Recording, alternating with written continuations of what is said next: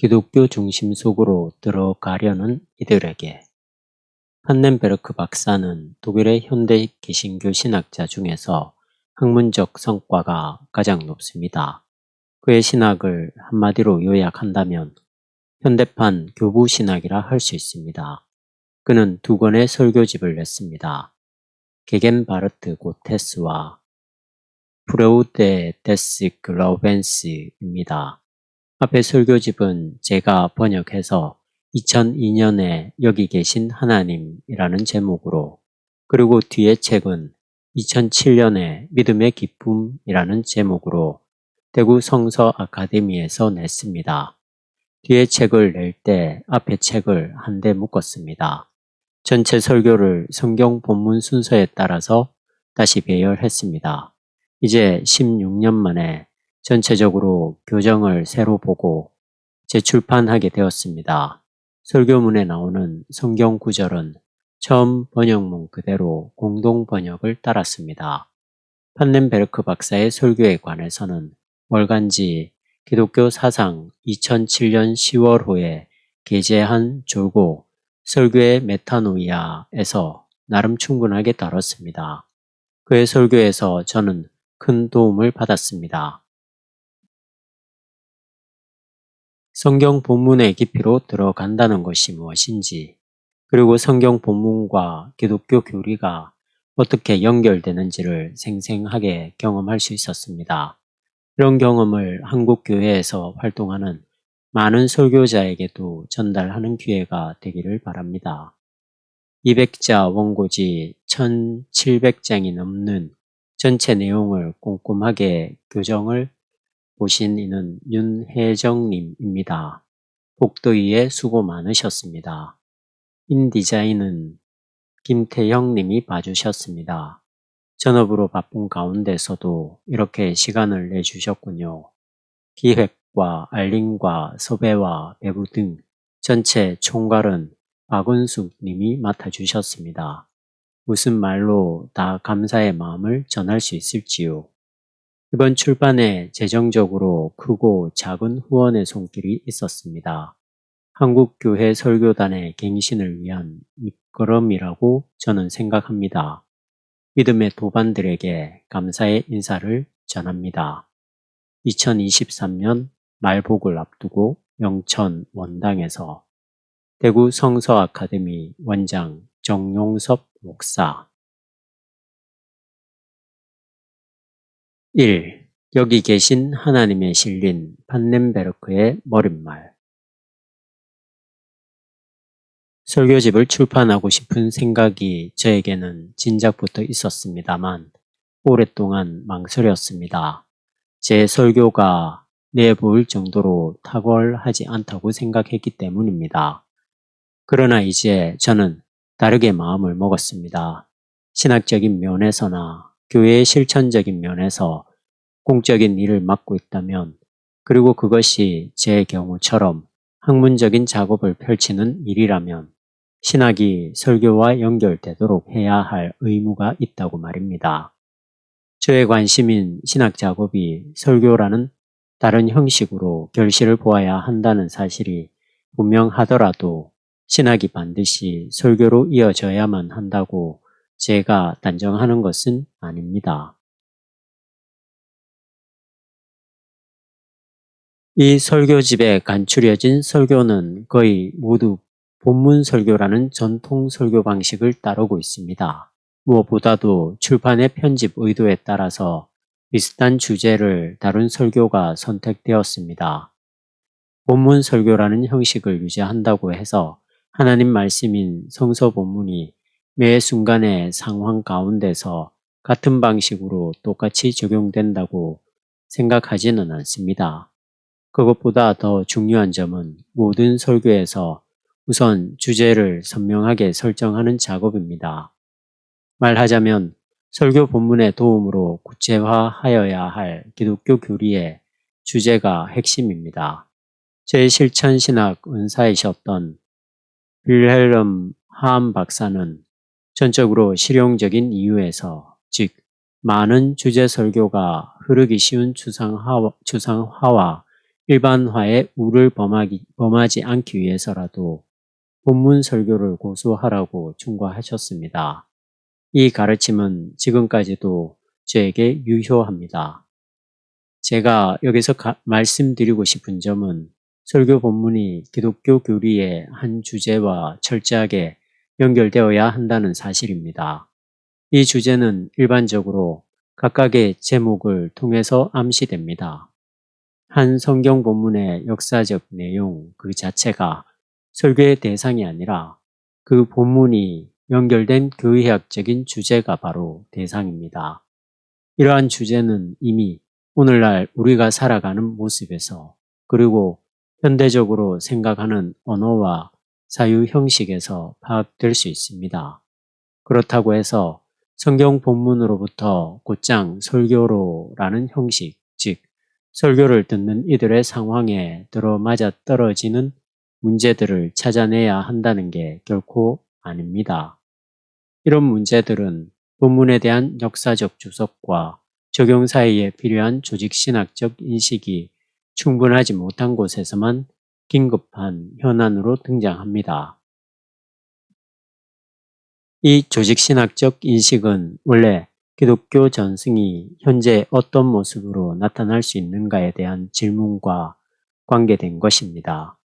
설교에서 구체화하여야 할 본문에 대하여 신학적인 주제가 독립적이라는 것은 다음을 의미합니다.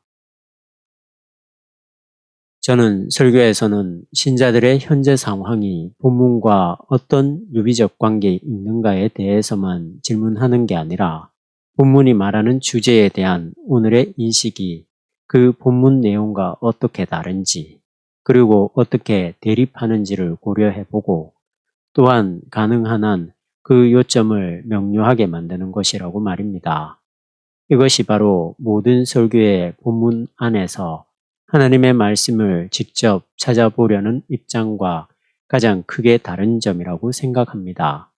이 하나님의 말씀은 당연히 설교에서 논박당할 수 없는 그 말씀을 가리킵니다. 저는 제 설교가 기독교 교리에 대한 어떤 특별한 주제들과 상관되었기에 교리 설교라는 특징이 있다고 봅니다. 그러나 여기에 수록되지 않은 설교에서도 마찬가지이지만 제 설교는 교리 문제를 직접 다루지는 않습니다. 물론 저는 본문을 잘못 주석할지 모른다는 위험에도 불구하고 신학을 설교단에 접목하는 것을 부끄러워하지 않습니다. 저는 설교단에 올라서기보다는 오히려 설교단 아래서 훨씬 자주 예배를 드렸기 때문에 설교자들이 신학적인 문제에서 자신을 절제함으로써 얻을 수 있는 결과가 무엇인지 경험할 수 있었습니다. 설교자가 설교 본문과 그 주제에 해당하는 신학 정보를 어느 정도 신자들에게 전달하면 설교의 내용이 풍성해집니다. 설교자가 설교 본문과 그 주제에 해당하는 신학 정보를 어느 정도 신자들에게 전달하면 설교의 내용이 풍성해집니다. 이 정보라는 것은 설교자가 자신의 학문적인 전문 분야에서 얻은 것을 말합니다. 그런데 너무 많은 설교자가 신자들의 지적인 수준이 어린아이 상태에 머물러 있다는 듯이 생각하고 접근합니다. 그렇게 많은 신학 정보를 신자들에게 전달할 필요가 있는지 의심스럽습니다. 설교자가 정말 명심해야 할 사실은 대다수 신자가 지적인 면에서 설교자보다 월등하지는 않다고 하더라도 설교자 못지 않다는 것입니다. 따라서 잘 훈련받은 신학 교육이 설교단에서 활용되어야 한다는 말을 오해하면 안 됩니다. 이 말은 설교자가 전문적인 신학 용어를 남발하라는 뜻이 아닙니다. 신학 용어를 절제 없이 사용한다는 것은 그 신학의 대상을 근본적으로 이해하지 못했다는 사실을 숨기는 것입니다. 설교자는 신자들의 일상적 용어로 신학적 목표에 가까이 다가갈 수 있어야 합니다. 더욱이 저는 신학 이론이나 정보를 전달하는 게 설교의 고유한 과업이라고 생각해 본 적이 한 번도 없습니다. 제 기억에 남는 좋은 설교는 제가 그 설교를 들음으로써 생명과 그 의미에 대해 자극받는 설교였습니다.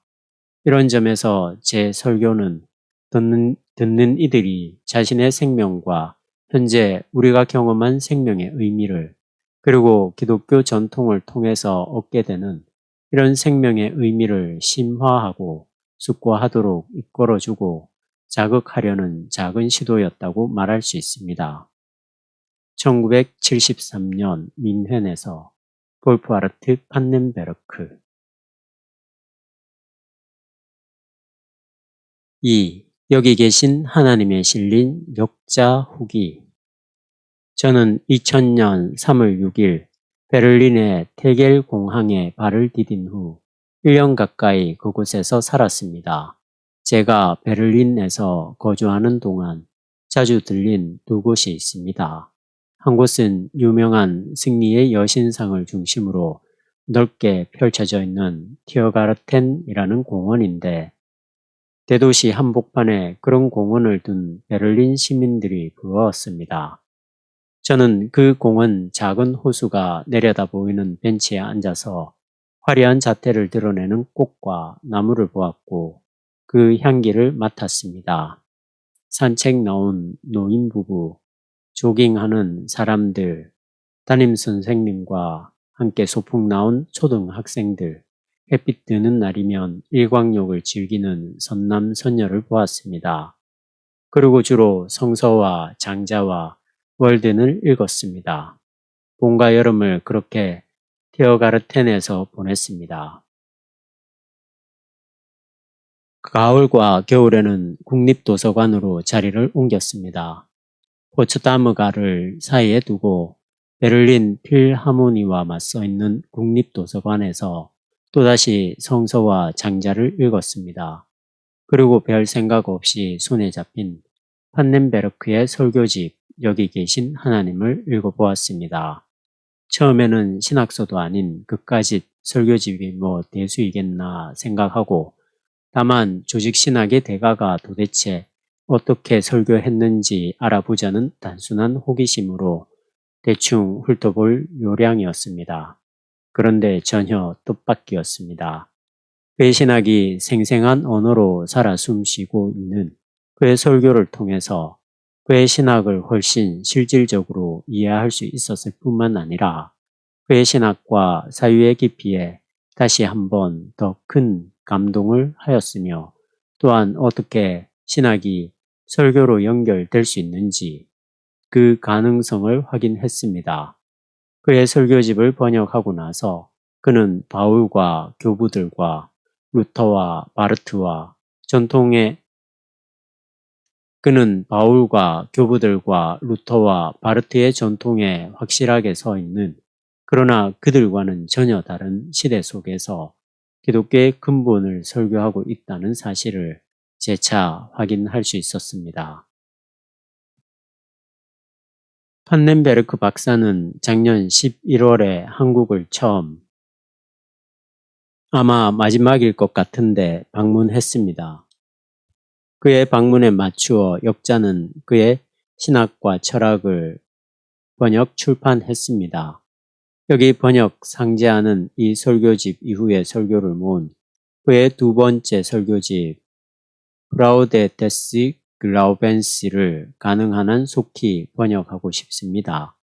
한편 대구 성서 아카데미의 첫 출판 작업으로 판넨베르크의 설교집을 낼 수 있게 되어서 큰 기쁨으로 생각합니다.